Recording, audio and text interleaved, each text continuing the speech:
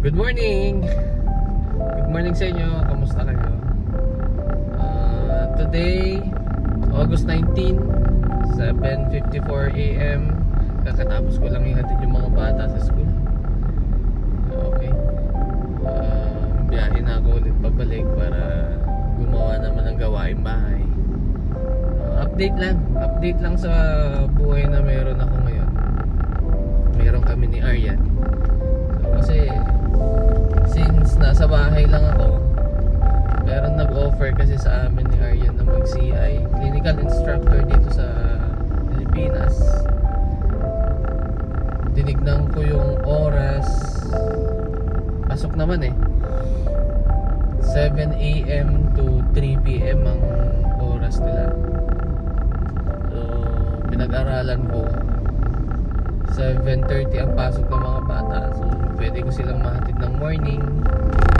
Tapos sa lunch naman and afternoon, baka pwede namin magpakiusapan yung mother-in-law ko tsaka yung kapatid ni Aryan na magbantay doon sa mga bata, mag-supervise sa kanila para bigyan ng pagkain, maghatid sa kanila sa tutor. Though malapit lang naman, katabi lang naman ng school yun. Tapos 5 PM ang out ng mga bata. Tapos ako naman 3 PM. So may time ako para mag-prepare at mag-sundo sa kanila. Si Aryan undecided pa kasi alam mo na, mas mataas kasi ang sahod ng outside the hospital kung sa totoo lang. Kaya kailangan ng mas mataas na income para makapag-ipon-ipon sa US dream natin. Kaya hindi pa naman final yung decision, pero parang gusto ko kasi ang tagal ko nang walang practice din. Syempre kahit natutok ako sa mga bata, alam mo mararamdaman mo pa rin yung parang boredom lagi ka mag-isa. Tapos parang wala ka nakakausap na tao, kundi sarili mo lang, panood-nood. Tapos trabahong bahay, doon pa lang mauubos na yung oras mo kulang ang isang araw sa trabahong bahay sa totoo lang. Kaya itong time na to siguro adjustment talaga, ang laki. Malaking adjustment ang kailangan kong gawin. Kailangan gawin din ni Aryan for the sake na may maipon kami. Sa mga bata, yun okay dahil matututukan naman din namin sila, may hatid, tapos masusundo. Hindi katulad nung magjo-duty kaming dalawa sa hospital, katulad na nangyari before na dapat alternate kami, pero dahil unstable ang scheduling ng hospital, tapos minsan understaff, talagang nagsasabay kami madalas ganun na, halos sabay na kami lagi. Pagka binigay yung schedule for the whole cut off, ayun, madalas sabay na kami, hindi na kami nagkikitaan minsan.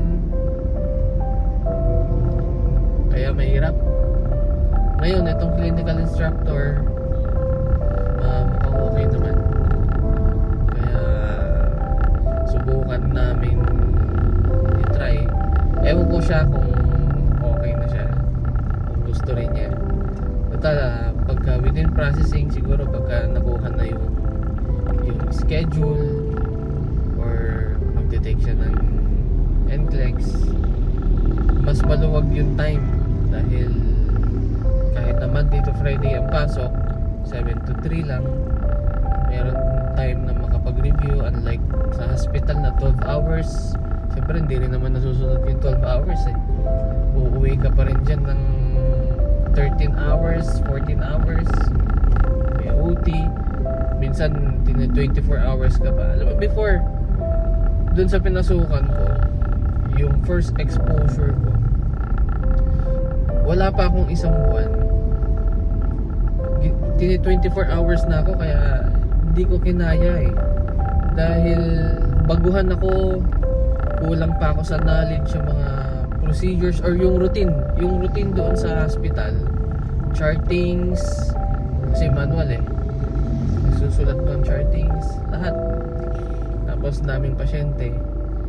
Iti 24 hours ako, magpapahinga ako ng 12 hours, and then papasok ulit ako ng night na 12 hours, tapos bibigyan ako ng off ng 2 days. Nahihirapan ako sa ganun Kung minsan lang pwede, siguro kakayanin, pero pagka madalas na ganun, hindi ko kinakaya dahil wala nang kawawa yung mga bata yung time na yun. Tapos naka-duty si Aryan. Syempre hindi pwedeng mag-alaga yung mother-in-law ko dahil matanda na sila, hindi kaya maghatid ng mga bata dahil medyo malayo ang school. Kaya sinukuan ko yung schedule na yan dahil bumibigay ang katawan ko, kasakit ako. Tapos syempre may recovery ka ng time na yun, hindi mo na may hatidin yung mga bata, hindi mo ma-prepare ng pagkain, hindi ka makapamalingki, hindi ka makapaglaba, diba? Hindi naman sila pwedeng maglaba. Kaya sumuko ako. Kaya nung pangalawang hospital experience ko, yun okay. Ang problema, pinagsasabay na kami ng schedule. Kaya ganun din. Kaya napakahirap. Sabi ko, kaysa siya ang tumigil, ako na lang. Dahil ako ang marunong mag-drive. Si Aryan hindi pa siya masyadong sanay. So pinuturuan ko pa siya para pagdating ng time, pag dumating sa US, marunong na siyang mag-drive. So mas flexible ang namin, ang trabaho namin. Kaya ganun. Yun lang naman na update. Siguro update ko kayo kapag okay na, nakapag-decide na kami sa sa clinical instructor. Actually naghihintay lang sila kailangan na talaga nila kailangan nilang may magturo.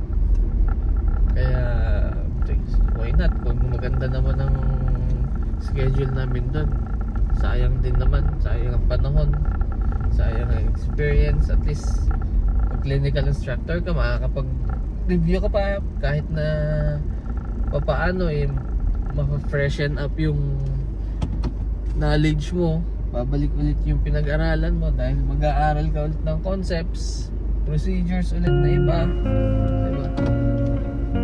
So ganun lang. Kita-kits ulit sa next